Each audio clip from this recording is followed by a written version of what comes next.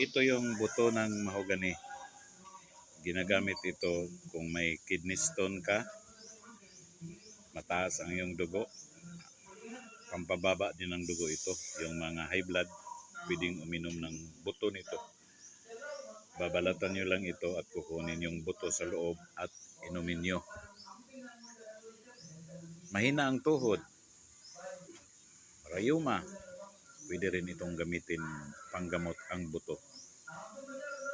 Immune system mahina, pampalakas din ito.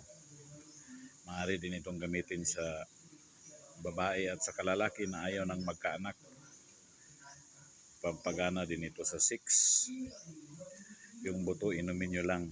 Ang importante nito yung blood sugar, pampababa ng blood sugar at saka sa high blood.